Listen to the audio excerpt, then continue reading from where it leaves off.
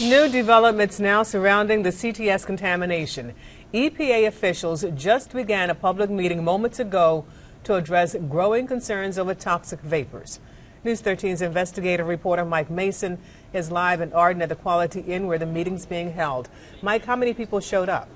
Well, there are dozens of people here right now. I'd say about 70 or 80.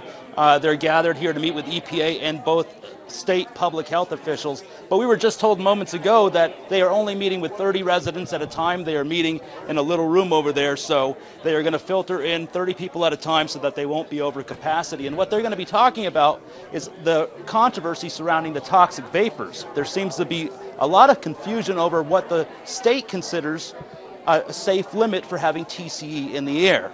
So a few weeks ago, the EPA evacuated 3 families because the T.C.E. levels were over 2 micrograms per cubic meter. Last week, we reported that the EPA had found levels of 3.2 and 5.3 in the air outside homes at Southside Village back in 2008. We question why the EPA isn't doing any additional testing since those levels are above the limit, but now the EPA says that limit only applies to indoor air, not outside air, and the EPA followed up by testing at Southside Village again in 2012. Since the levels were low, the EPA told homeowners that the levels were safe. So those levels of 2 micrograms per cubic meter are now considered the safe levels before that those levels were changed. So we are going to speak with Dr. Wilcox, Dr. Jeff Wilcox with the University of Asheville.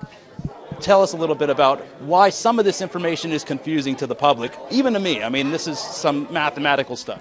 Well, there's a difference between the levels in indoor air and outdoor air, and what's misleading is the samples collected in 2008 that you reported last week were for outdoor air samples. However, they were collected right outside the back windows of some of the residents in Southside Village. So the next question I would ask is if the windows were opened in those homes, what would the indoor air concentrations be?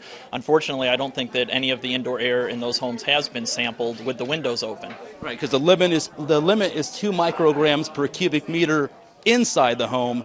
Even if the outside air is over that, they're only looking at that number 2. They're only looking at the number 2 for indoor air, but it seems to me like a sample should be collected inside with the windows open, given that the outside air does not meet those criteria. And that's exactly what residents will be talking with these officials about tonight. So we are going to be following up on this story tonight at 10 and 11. For now, Mike Mason reporting live in Arden. Back to you guys.